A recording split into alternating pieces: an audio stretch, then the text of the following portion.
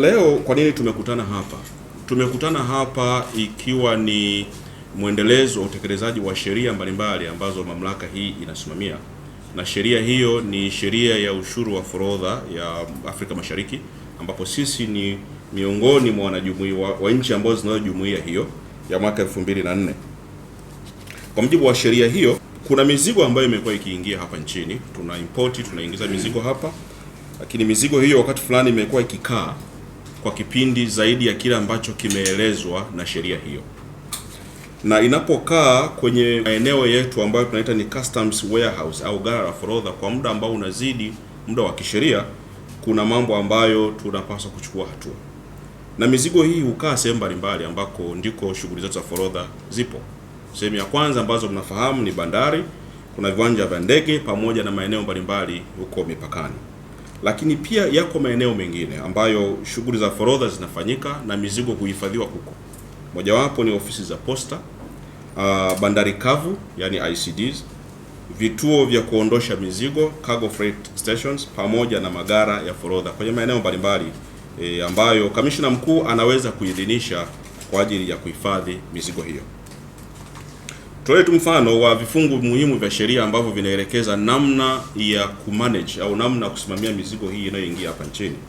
Kifungu cha 34 cha sheria ambayo nimeitaja ya ushuru wa forodha Afrika Mashariki kinaeleza kwamba mizigo hiyo inatakiwa iwe imetengenezewa kadhia ya forodha ndani ya siku 21 tangu ambapo mizigo hii imeshushwa kwenye chombo kilichotumika kusafirisha mizigo hiyo. Inaweza kuwa ni meli, inaweza kuwa ni ndege, au inaweza kuwa ni maroli au chombo kile chochote.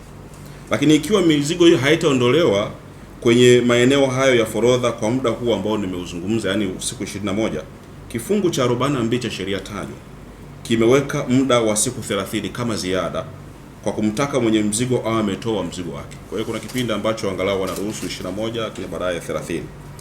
Lakini endapo kipindi hicho bado mhusika atakuwa hajatoa mizigo hiyo, sheria inataka sasa TRA itangaze mizigo hiyo kwenye magazeti au vyombo mbalimbali vya habari, ikiwataka wenye mizigo kulipia sasa hizo tozo mbalimbali na ushuru wa forodha ndani ya siku 30.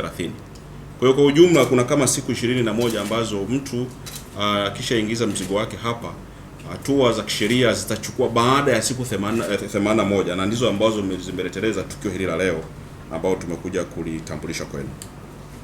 Sasa kama endapo siku hizo zikipita, basi hizo siku 81, jukumu alilo nalo kamishna ni kutangaza ni kuuza kwenye minada hizi bidhaa ili kusudi ziondolewe, na lengo ni serikali iweze kukomboa kodi yake, na ikitokea kuna bakshishi au kuna ziada pamoja na gharama nyingine za uendeshaji minada, basi wahusika wanapewa. Sasa utaratibu ambao tumekuwa tukiufanya toka enzi na enzi ni utaratibu wa minada ya hadhara. Minada mimi naita ni minada ya kale. Minada ya kale kwa sababu kwenye zama hizi za karne ya 21 kuendelea kufanya vitu kwa mikono pia lazima tujiulize sana kwamba kwani hatufikiri, kwani hatuna vichwa? Basi sasa utaratibu ambao tumekuwa tukiutumia kwa muda mrefu umekumbana na changamoto nyingi. Baadhi ya changamoto ambazo tumekumbana nazo nitazitaja hapa kwa uchache wake. Ya kwanza ni kwamba hii minada imekuwa ikifanyika mara moja tu kwa wiki. Kwa hiyo utafanya mara moja wiki hii, mara moja wiki nyingine, lakini ujaji wa mizigo hauzingatii swala la kwamba nyinyi mnaendesha minada kwa siku moja. Kwa hiyo mizigo inaingia mingi, lakini mizigo ambayo inatolewa kwa njia ya mnada ni siku moja. Imepelekea maeneo hayo niliyotamka, hizo warehouse wetu zetu kwa zimejaa, na bandari wakati mwingine zinakuwa zimezidiwa, and then ufanisi wa bandari unakuwa mdogo. Lakini jambo la pili, changamoto la pili ni kwamba washiriki wa mnada wamekuwa ni wale na wanajirudia mara nyingi. Na bahati mbaya sana hawa watu ambao wamekuwa wakijirudia, wengi wao huwa sio wanunuzi halisi. Wanakuwa tu ni watu ambao wanaonyesha nia ya kununua, lakini hawafanyi hivyo ambavyo wanafanya, na wakati mwingine huwa wanapelekea kuharibu minada ili wale wenye nia halisi ya kutaka kununua na wanakuwa wanashindwa kuweza kununua. Lakini tatu, kumekuwa na vitendo vya kuzuia wengine na kupanga bei, yani price setting, ambayo hii ni kinyume kabisa na busara za kiuchumi. Wachumi wanaamini kwamba price inapaswa kuwa wazi kwa kila mtu, na ili kwamba mtu aweze kushindana kulingana na uwezo wake. Lakini bidhaa zimekuwa haziuzwi kwa wingi kama ambavyo nimezungumza hapo awali, na kumekuwa na tuhuma na vitendo vya rushwa. Kumekuwa kuna tuhuma lakini na vitendo vya rushwa na wakati mwingine sio tu wanahusishwa wale wanaoshiriki minada, lakini pia hata maafisa wetu wa mamlaka ya mapato Tanzania wakati mwingine wamehusishwa na tuhuma hizo za rushwa.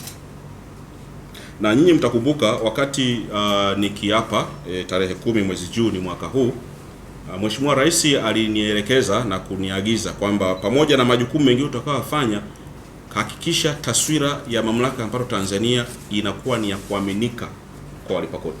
Inakuwa ni ya kuaminika, watu waone TRA ni chombo cha kwao, waone ni chombo cha kukikimbilia baada ya kukikimbia. Kwa hiyo baada ya kuona haya matukio ya vitendo vya rushwa na maneno mengine, tukaona hapana, tuje na kitu kipya.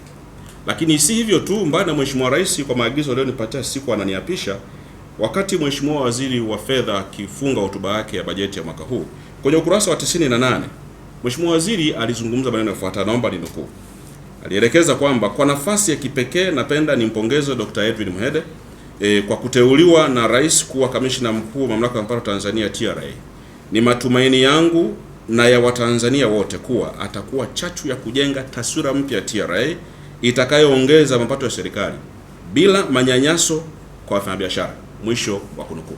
Sasa kwa misingi hii kwamba kiongozi wangu mkuu aliyeniteua amenielekeza kujenga taswira ya mamlaka, na Mheshimiwa Waziri anayenisimamia pamoja na Katibu Mkuu wananielekeza kujenga taswira bora ya mamlaka, tukaona hapana, tuwezi kuvumilia vitendo hivi vinavyoonekana kwamba sisi kwa namna moja au nyingine tunahusika eti katika zoezi la kukomboa kodi. Kwa hiyo tukaona kwamba tuje na namna mpya ya kuclear haya mambo. Changamoto nyingine, utaratibu wa kulipa ni kulipa unaanza na kianzio cha 25%. Sasa ulipaji wa malipo ya awali haya 25% kwa washindi umekuwa ukihitaji washiriki kwenda eneo la mnada. Na unakwenda na fedha zako taslimu. Sasa ujiulize, kama endapo bidhaa ina thamani ya shilingi milioni 100, 25% maana yake ni kwamba unatembea na milioni 25 mfukoni.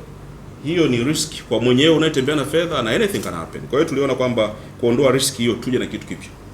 Lakini pia kumekuwa na mrundikano wa bidhaa zilizopitisha muda wake kwenye maeneo mbalimbali. Sasa ziki expire basi zinakuwa hazifai tena, mnazitupa. Hiyo tunakuwa tumepoteza kodi, lakini pia mnakuwa mmeleta madhara mengine ya kimazingira ambayo sio mazuri sana. Na kwa ujumla wake haya yote ambayo nimezungumzia, tunasema kwamba transaction cost, yani gharama zinazoendesha hii huduma kwa njia ya minada ya hadhara zimekuwa ni za juu, zimekuwa ni kubwa pasipokuwa na sababu. Ni kutokana na changamoto hizo, mamlaka iliamua kuchukua hatua za maksudi kabisa, tukasitisha minada ya hadhara. Nilitangaza ndani ya mamlaka kwamba hakutakuwa na minada. Lakini habari njema ni kwamba minada hii iliyositishwa kwa takriban mwezi mmoja uliopita, minada hii imerudi. Na hizo ni habari njema kwa sababu baada ya muda mrefu wa huo mwezi mmoja kwa hatuendeshi, wako watu ambao kwa namna moja au nyingine walikwazika, maana hawakuweza kupata huduma hiyo. Lakini tuliangalia gharama ya kukwazika kwa muda wa mwezi mmoja na faida itakayopatikana baada ya kipindi hicho ni kubwa. Tukaona hakuna namna, tufunge hiyo minada, tufanye kitu bora, na watu wetu wakakaa chini wakafanya kazi ya bora kabisa. Kwa hiyo kuanzia sasa, tofauti na ilivyokuwa awali, minada yote itaendeshwa kwa njia ya mtandao. Tunaita ni customs online auction. Hakutakuwa na mnada wa mkono tena, hakutakuwa na mnada wa hadhara tena. Na pia uamuzi wa kusitisha minada ya hadhara ilikuwa ni kutokana na utekelezaji. Minada sio tu ilikuwa ni mipango ya sisi kama mamlaka, wala haikuwa tu ni kamishna mkuu asije akapata utukufu asiostahili. Lakini moja ilikuwa ni utekelezaji wa mpango mkakati wa mamlaka ya mapato Tanzania, mpango mkakati namba 5, ambao pamoja na mambo mengine mamlaka inaelekezwa kuboresha mifumo yake ya utendaji kazi. Tuna modernize hiyo mifumo ili kusudi tija ya utendaji kazi iweze kuwa ya juu. Hiyo ni sababu ya kwanza, yani utekelezaji wa mipango mikakati ya mamlaka yenyewe.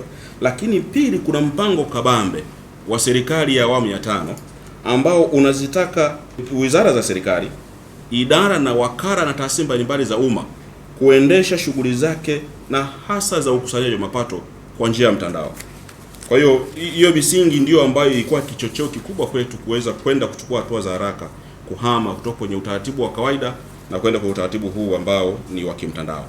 Na kwa mantiki hiyo, napenda kuwataarifu kuwa kuanzia leo mnamo tarehe 24 mwezi Disemba tutaanza uhamasishaji wa nguvu kabisa wa mnada kwa njia ya mtandao kupitia vyombo vya habari, mitandao ya kijamii, na ninafurahi kwa sababu naona katika siku zote ambazo nimekutana na waandishi wa habari, hii ya leo naona kwa kweli ninawashukuru sana. Naona wote wengi mmefika hapa na wapongeza.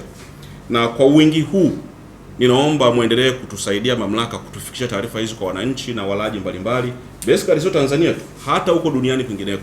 Maana ikishakuwa ni online system, popote ulipo unaweza ukalogin na ukafanya hizo procedures ili kuelekea kununua bidhaa ambayo unakuwa umependa kuinunua. Na kwa utaratibu huu sasa wa uendeshaji kwa njia ya mitandao, kuna faida gani? Pengine tujiulize, maana nimeeleza changamoto tu. Kuna faida gani sasa? Baadhi ya faida ambazo sisi tunaziona katika fikra za awali. Moja, tunasema utaratibu huu bidhaa nyingi zinatarajiwa kuuzwa. Hazitakaa tena kujaa na kuleta kurundikana kusiokuwa na sababu ya msingi. Lakini pili, badala ya kuwa na watu wachache tu wanaojirudia rudia, Watanzania wengi sasa na wageni, mradi tu wakitaka kununua watakuwa na fursa sawa, fursa ya kuweza kununua bila kuongeza gharama kwa kutumia watu wakati, kwa sababu kila mtu anaingia kwenye mtandao. Of course utakuwa na bei ya msingi inaitwa reservation price. Kwa hiyo utaikuta bei iko pale, alafu kutoka pale wewe mwenyewe utapanga unachoweza.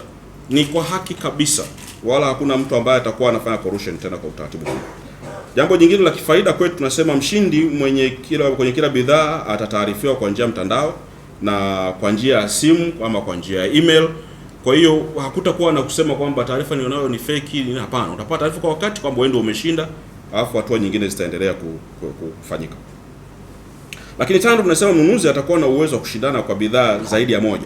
Tofauti na unavyoenda kutafuta bidhaa moja. Ukitaka kuwa na option zaidi ya moja, unaenda dukani unatafuta shati, lakini kwa kutoka kuna blouse, kwa kutoka kuna viatu, uko huru kuweza kununua unachotaka kulingana na ushindano utakao kuwepo. Na sita, tunasema mshindi atapata bili yake ya malipo ya awali, yani ile 25%. Of course huwa ziko mbili, nyingine 75%. Utaipata kwa wakati na utalipia kwa njia ya mtandao. Kwa hiyo kwa mfano kama endapo fedha yako inaweza kuwa inahamishika kwa njia ya simu, utanunua. Kama utaenda kwenye sim banking utanunua, utatransfer fedha badala ya kwamba lazima ukimbie benki uende wapi. Hapana. Hizo hassles hazitakuwepo tena. Lakini tunasema mfumo huu pia wa kufanya mnada mtandaoni umeunganishwa na mfumo wa usajili wa magari. Kwa hiyo endapo, na kwa sababu moja ya bidhaa nyingi zinazouzwa huko ni magari, endapo utakuwa unanunua gari, sasa huu mfumo umeunganishwa na mfumo wetu wa usajili wa magari. Kwa hiyo upatikanaji wa kadi utakuwa right away. Umesha process taarifa zako kwa muda mfupi kabisa unazipata, badala tena kwenda kukimbia na makaratasi huku na kule.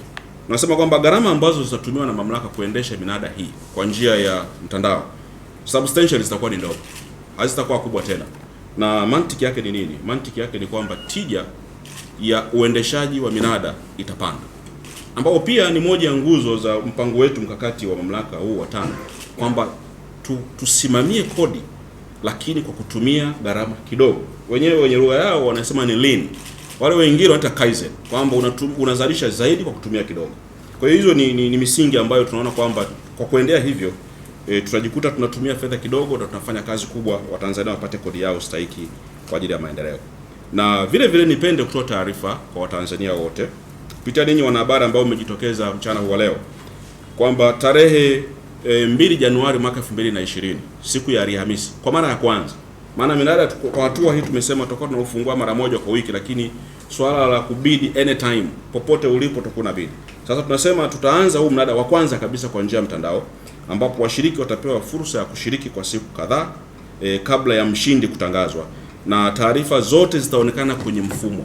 Kwa hiyo mtu atakayekuja asema mimi nimeonewa, kulikuwa kuna corruption, bila taarifa zako hizi hapo, ulishindwa kwa uhaki kabisa, aliyeshinda ni huyu, na taarifa zinatunzwa kwa muda wa kutosha, ili kwamba mtu akisema ameonewa mahala tunathibitisha, tunasema hapana, na wala hakutakuwa na corruption ndani tena, maana kila kitu kwa kinaonekana.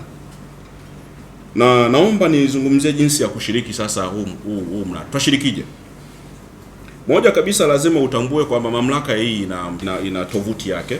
Kwa hiyo ukiingia kwenye tovuti ya TRA ambayo tunasema ni www.tra.go.tz, utakutana na eneo ambalo linazungumzia mnada au auction. Kwa hiyo mnada utaendeshwa kwa muda maalum ambao utakuwa unaonekana kwenye mfumo, na taarifa itakuwa ikitolewa kuonesha muda uliosalia kwa ajili ya mnada kufungwa na hatimaye mshindi kuweza kutangazwa.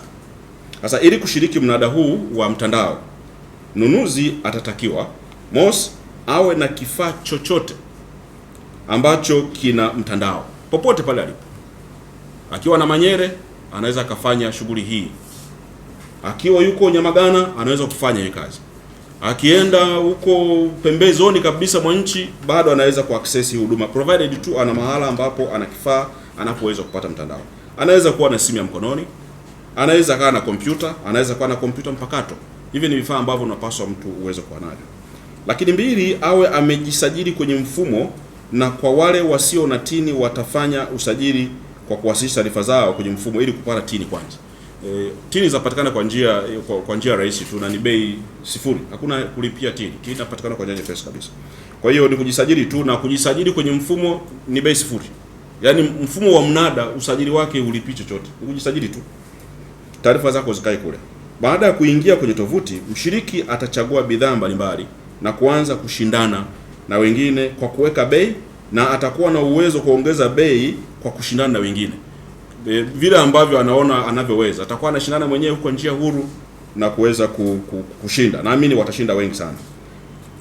Na mshiriki atakayekuwa ameshinda atataarifiwa kwenye mfumo na anaweza kupata bill kwa ajili ya kufanya malipo. Sasa labda hapa niweke bayana. Haitatokea bidhaa moja wakashinda watu wawili. Hicho kitu hakipo. Mfumo umetengenezwa such a way kwamba atabaki mmoja tu ambaye kweli huyo ni mshindi. Hakuna kusema kwamba wamefungana. Maana kama ni gari mtagawana gari, kwamba mnakata mwingine kichwa mwingine tela, hapana. Mshindi atakuwa mmoja kwa bidhaa moja. Kwa hiyo mfumo umetengenezwa kwa misingi hiyo. Na mwisho mshindi atapata hati ya kuruhusu huo mzigo kutolewa, yani release order. Kama ambavyo mfumo huu wa customs unapokuwa na clear mzigo wako, ukifika mwisho unapata release order, mzigo wako unaweza kutolewa. Kwa hiyo ndio linkage iliyopo kwenye mfumo huu pamoja na mfumo wetu wa customs. Na taarifa nyingine washiriki watazipata kupitia matangazo yatakayotolewa na TRA, na watakapoingia kwenye mfumo baada ya kufanya usajili watakuta matangazo husika huko. Maana kwa ajili ya taarifa hii nimeona tusiweke kila kitu hapa. Naomba kupitia mkutano huu kualika wananchi wote, niwaalike wafanyabiashara wote, niwaalike Watanzania wote na yeyote kokote aliko ndani na nje ya nchi kushiriki mnada wa forodha kwa njia mtandao, ambao nimesema kwamba kwa mara ya kwanza kabisa katika historia utaendeshwa siku ya Alhamisi Januari 2 mwaka 2020. Panapo majaliwa, naamini Mwenyezi Mungu atatupatia uhai. Lakini pia nawakumbusha kuwa bado wana haki ya kukagua bidhaa kabla ya kununua kwa wale watakaoweza kufika kwenye maeneo bidhaa zilipo. Kwa maana kwamba tunataka mtu asinunue kitu ambacho hakifahamu. Sio tu amekiona kwenye mtandao. Ukiona kwenye mtandao utakuta taarifa zake. Lakini ukitaka uende ukaone huu mzigo exactly uko wapi, una hali gani, unaruhusiwa. Unaruhusiwa kabisa. Na ni muhimu basi wananchi wakafahamu kwamba mapato yatakayopatikana kwenye minada ya aina hii ya kiforodha, moja, hupelekwa serikali kuu. Maana nia ya minada hii sio biashara research, yani mamlaka ifanye biashara, badala yake huwa ni kukomboa kodi ambayo kama nilivyoeleza ndani ya siku 81 mtu anakuwa ameshindwa kutoa. Serikali lazima ikusanye kodi yake. Kwa hiyo kitu cha kwanza kabisa, huu mnada unatupatia fedha kwa ajili ambayo ni ukombozi wa kodi ya serikali, na hivyo huenda serikali kuu. Na kiasi kingine hulipwa kama gharama ya kutunza mizigo, na kingine kinachobaki hurudishwa kwa mwenye mzigo endapo ile bei ambayo imenunuliwa imeweza kucapture bei ambayo kuna hela ambayo ni ziada ambayo anarudishwa mwenye mzigo. Lakini huyu mwenye mzigo ili apate hiyo fedha, kama endapo kuna ziada, kuna sharti. Kuna sharti. Sharti lenyewe ni kwamba lazima ndani ya kipindi cha miezi 12 awe ameomba. Kama endapo hataomba, hiyo hela inakuwa haina mwenyewe. Hapana, inakuwa ni hela ya serikali.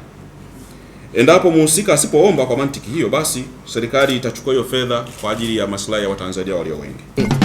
TRA, pamoja tunajenga